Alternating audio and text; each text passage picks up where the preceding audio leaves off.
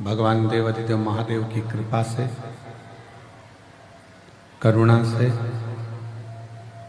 उनकी उदारता से ये पवित्र पावन शिव महापुराण की कथा आज कुबेरेश्वर बाबा की पवित्र भूमि पर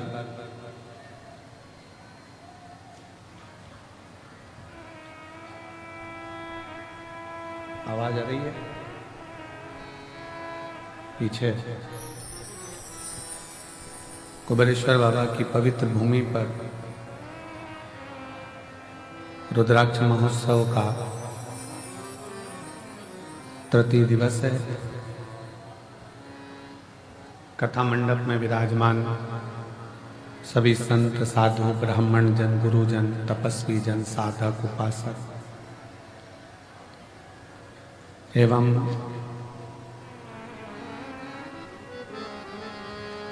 कथा मंडप में ही विराजमान सीहोर क्षेत्रीय लाडले विधायक श्री सुदेश भैया जी राय जी की धर्मपत्नी भाभी जी श्रीमती अरुणा जी राय, जो सदा अच्छे धार्मिक और सनातनी कार्य में हमेशा अग्रणी रहती हैं। एक बार जोरदार ताली बजाकर उनके लिए साधु का। कथा मंडप में विराजमान भोपाल की प्रथम नागरिक महापौर श्रीमती मालती राय जी, एमएल राय, इस पवित्र पावन प्रांगण में विराजमान है। एक बार जोरदार ताली बजाकर उनका भी स्वागत, वंदन, अभिनंदन।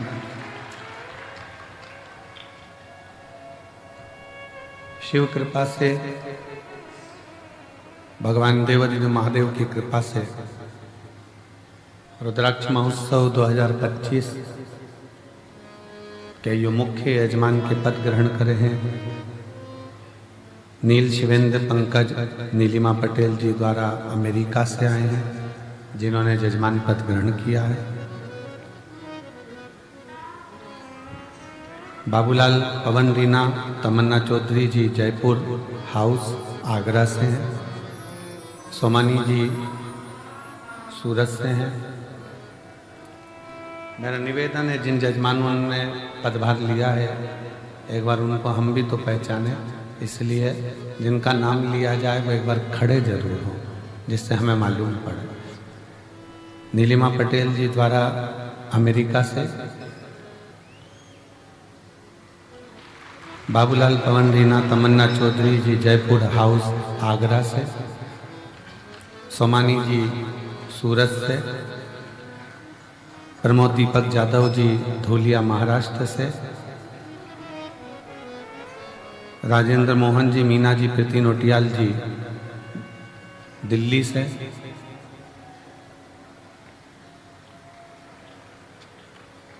विजय कुमार सुहासिनी रामचंद्र सुरशेटवार जी उदगिर महाराष्ट्र से,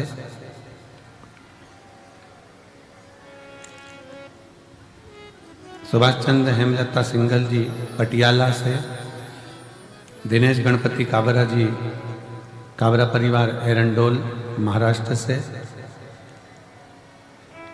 लीला राव जी द्वारा सतना से, सत्यनारायण रामदयाल मालपानी जी संभाजी नगर से, भीम दत्त शर्मा जी, सुरेंद्र दत्त संतोष जी शर्मा जी लखनऊ से,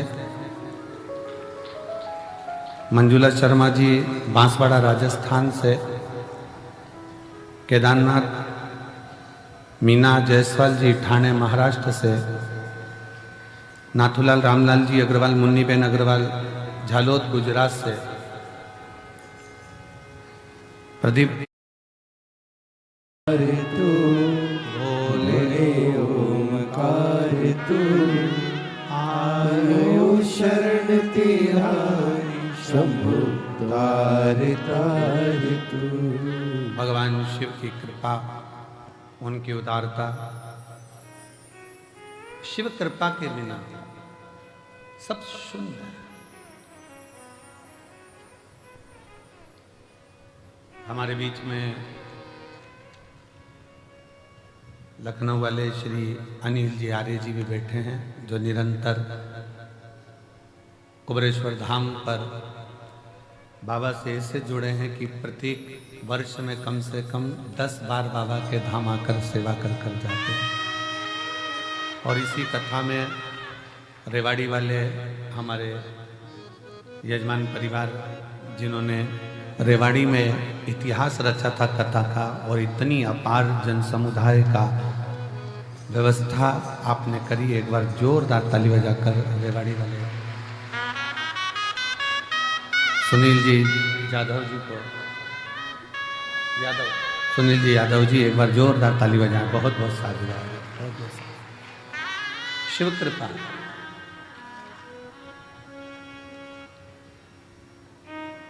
शिव के बिना शून्य जीव। अब शिव क्या है?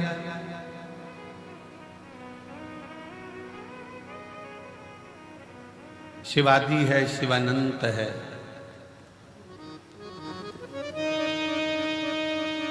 शिव ब्रह्म है, शिव ब्रह्मांड है, शिव काल है, शिव महाकाल है। शिव जल, शिव पाताल है, शिव अगम अनंत आकाश है, और शिव के बिना पूरा ब्रह्मांड शून्य है, पूरा ब्रह्मांड। अब शिव क्या है? सब कुछ शिव है, तो शिव है क्या?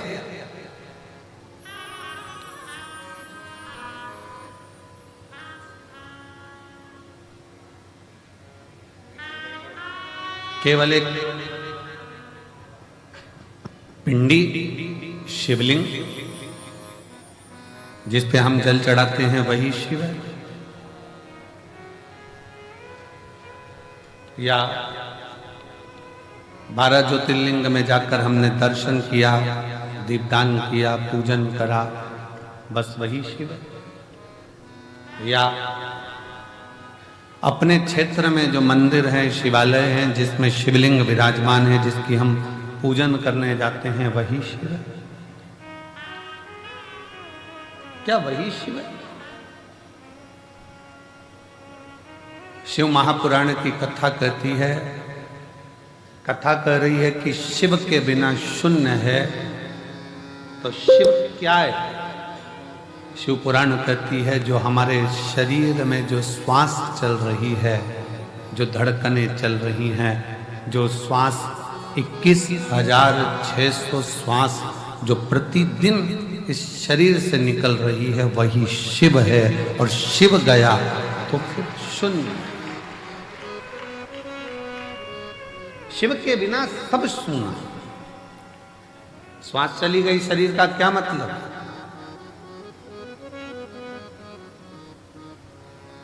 श्वास जाने के बाद इस शरीर का कोई मूल तत्व है क्या?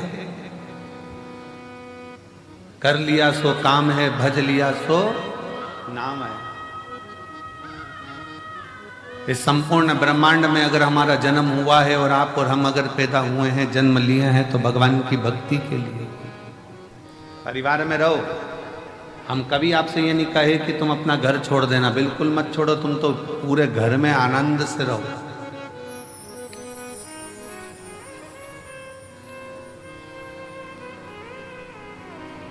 खूब अच्छे से रहो, खूब एंजॉय की जिंदगी जियो, खूब आनंद में रहो। पर जो ये मानव का शरीर मिला है, जो ये मानव का शरीर प्राप्त हुआ है, इस मानव के शरीर को भी श्रेष्ठता में थोड़ा सा जोड़ते चलो। ना जाने पूर्व में कौन सा अपन ने पुण्य करा होगा कि भगवान ने सारे डिपार्टमेंट अच्छे बनाकर भेजे। नेत्र भी दो दिए, सुनने की शक्ति भी दी, हाथ भी दी है, पाँव भी दिए, जिह्वा भी दी, पूरा शरीर भगवान ने अच्छा बनाकर भेजा। ये भगवान की कृपा है। थोड़ा सा भी गड़बड़ करके भेज देता तो दिन रात अंदर से कोसते रहते कि तूने मेरा पाँव बिगाड़ दिया, तूने मेरा हाथ बिगाड़ दिया, तूने मेरी आंख बिगाड़ दी, तूने मेरा कान बिगाड़ दिया, मुख बिगाड़ दिया। कितनी कृपा, कितनी दया उसने कर कर भेजा। जब देवताओं ने अमृत पी लिया, अमृत पीने के बाद जब देवता सब संतुष्ट हो गए, सब संतुष्ट हो गए, देवियां सब संतुष्ट हो गईं, देवता सब संतुष्ट हो गए,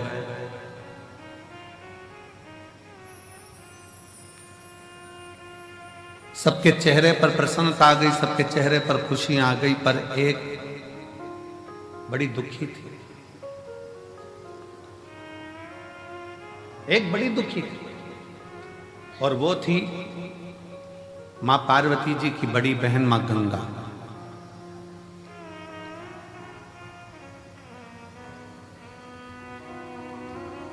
गंगा मैया एकदम स्थिर होकर, स्तुब्ध होकर, चुप होकर बैठ गई। पार्वती जी ने पूछा मां गंगा से, जी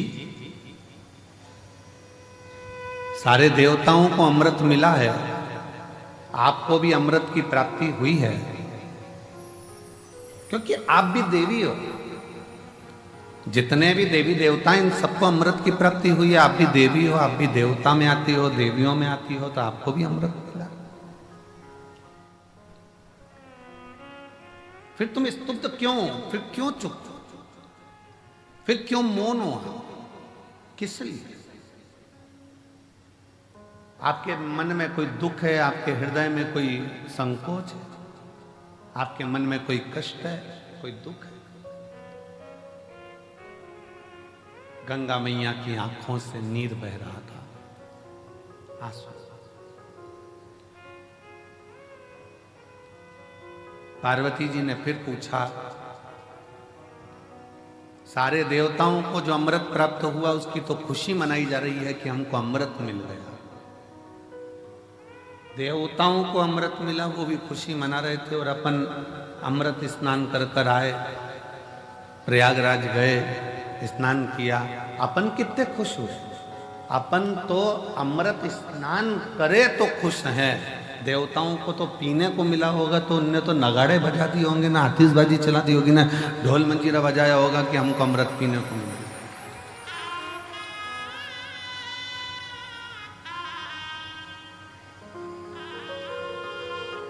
उनको तो कितनी प्रसन्नता हो रही होगी कि हमको अमृत मिला है। अपन तो केवल अमृत का स्नान कर कर आए, कुंभ के मेले में गए, प्रयागराज पहुंचे, प्रयागराज में स्नान किया, स्नान कर कर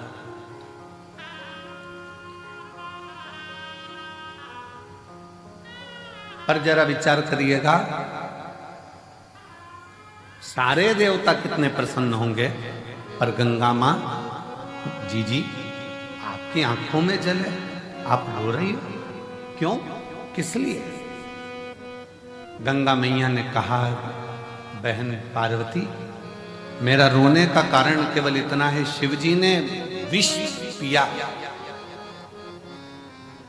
कंठ में विष भरा गया, शंकर भगवान के मस्तक से मैं बहती हुई शिव पर जल चढ़ाती चढ़ाती मैं ब्रह्मांड का कल्याण करने के लिए आई हूं, पर शिव जी के गले का विष इतना तप रहा है, शिव जी के गले का विष इतनी तपन दे रहा है कि मेरे जल में रहने वाले सारे जीव बड़े कष्टप्रद हो रहे हैं,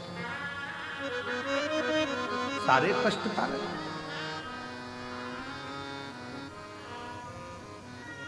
पार्वती जी बोली, हमने तो ये सोचा ही नहीं था, हम तो सोचे कि तुमने अमृत ग्रहण कर लिया, अमृत का पान कर लिया, अमृत तुम्हें प्राप्त हो गया, इससे बढ़कर सुख और क्या चाहिए, इससे बढ़कर श्रेष्ठता और क्या हो सकती है।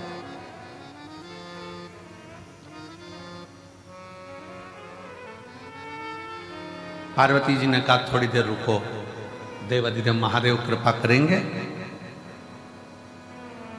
अंदर से मां गंगा विचलित है,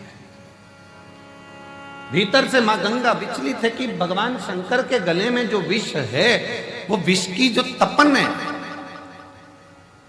भले भोले बाबा ने विष को पिया, पर कंठ में जो तपन भरी हुई है कि वो तपन, उस तपन के कारण गंगा मां के जल में रहने वाले सारे जीव कष्टप्रद हो गए।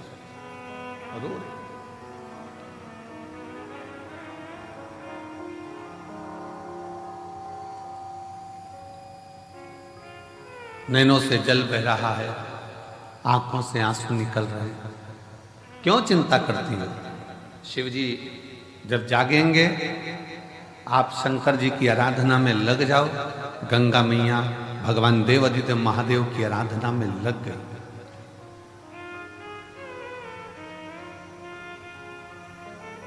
क्या आराधना करी गंगा मैया ने? अकेले नहीं, मां गंगा का जल जैसा जैसा बहता गया और जितने जितने जीव उस जल के अंदर रहते थे, गंगा मैया ने सबसे कह दिया कि मैं अकेली शिव जी को राजी नहीं कर सकती, सब मिलकर। जब सब मिलकर पुकारोगे तो बाबा सुनेगा जरूर। अकेले रहकर टीवी के सामने बैठकर कथा सुनना अलग बात है, मोबाइल लेकर दुकान पर अकेले बैठकर कथा सुनना अलग बात है, पर सामूहिक रूप से जब हम किसी पंडाल में पहुंचते हैं, बाबा कुबेर भंडारी के दरवाजे पर पहुंचकर कथा सुनते हैं, तो उसका फल अलग बात है।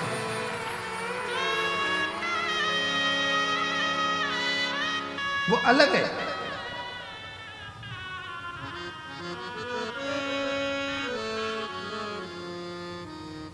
जब हम कुबेरेश्वर बाबा के दरवाजे पर पहुंचकर कथा का रसतत्व ग्रहण करते हैं, सामूहिक रूप से बैठते हैं, कथा का लाभ लेते हैं, सामूहिक रूप से बैठकर भगवान शंकर की परम आनंदमय कथा का रसतत्व ग्रहण करते हैं, तो वो अकेले नहीं है, वो अकेले।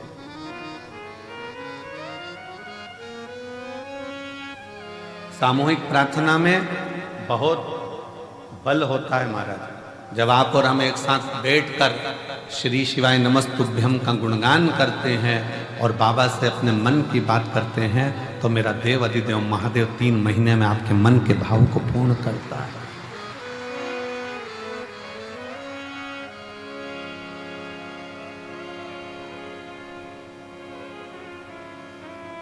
और शंभु शरणे पड़े मांगू घड़ी रे घड़ी, दुख काटो दया करी दर्शन आपो।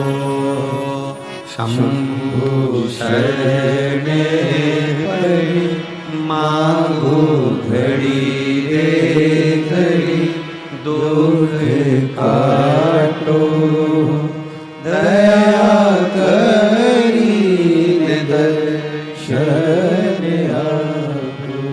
हम भगवान शिव के इस कंकर शंकर की भूमि पर आकर सामूहिक रूप से बैठकर भगवान शंकर का जब भजन करते हैं, दान करते हैं, पुण्य करते हैं, स्मरण करते हैं, तो उसका फल लाखों लाखों गुना होता है, लाखों गुना।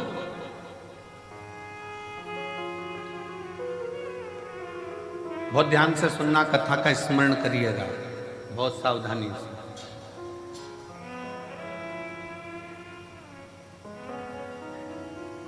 आप किसी शंकर जी के मंदिर में, देवादिदेव महादेव के मंदिर में एक लोटा जल चढ़ाने के लिए जब जाओ, और शिव जी के मंदिर में जब एक लोटा जल चढ़ाने के लिए जाओ, 8-10 माताएं बैठी हो, 4-5 माताएं बैठी हो, 2-4 माताएं बैठी हो, बच्चे कोई हो, बुजुर्ग कोई हो, बूढ़ा कोई हो, पुरुष कोई हो, स्त्री कोई हो, कन्या कोई हो, बेटी कोई हो, और भगवान शिव को आप जब एक लोटा जल समर्पित कर रहे हो, सब बैठे हैं, सब पूजन कर रहे हैं, सब अर्चना कर रहे हैं, सब जल चढ़ा रहे हैं, सब भक्ति कर रहे हैं, और उसी में तुम भी पहुंच गए, आप भी पहुंच गए, एक लोटा जल चढ़ाना प्रारंभ कर दिया। और जब जल चढ़ाना प्रारंभ करा तो समझ लेना कि आज इतनी सारी माताएं जब एक साथ जल समर्पित कर रही हैं, एक साथ भगवान को पुकार रही हैं, तो भगवान की भक्ति में कोई ना कोई एक ऐसी इसमें स्त्री होगी, एक कोई बच्चा, कोई उसमें कोई ना कोई एक ऐसा होगा और वो अकेला जब शंकर जी को पुकारेगा तो उसके बल पर हम भी तर जाएंगे और हमारा भी कल्याण होगा। कोई अकेला, कोई एक, ऐसी तो बंद कर दो, आवाज आ रही है।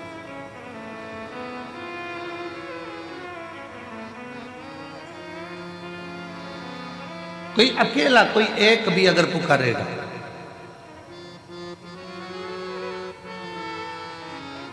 और अकेला यदि एक भी अगर उसमें से पुकारता है और उसमें से 10 हैं, अच्छा देखो बहुत सरल बात, उसे समझे जरा सा, और सरल भाषा में समझो, इससे समझ में नहीं आए तो और सरल भाषा में समझो। सब्जी वाले के पास एक,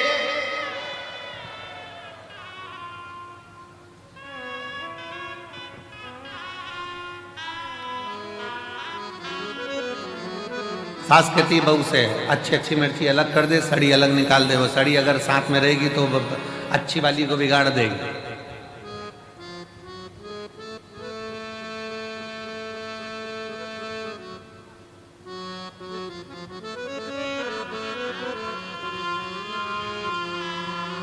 सास की जिस बहू से नहीं बनती है ना, और बेटे की नई बहू आ रही होती है ना, और जिस बहू से नहीं बनती वो 4-6 में से किसी एक में से, और 4-6 में से एक से नहीं बनती है और नई बहू आ रही होती है ना, तो वो जिससे नहीं बनती है ना उस बहू को उसके बाद जाने ही नहीं देती, उसके बाद पहुंचने ही नहीं देती। क्यों? वो कुछ कहेगी, सिखा देगी,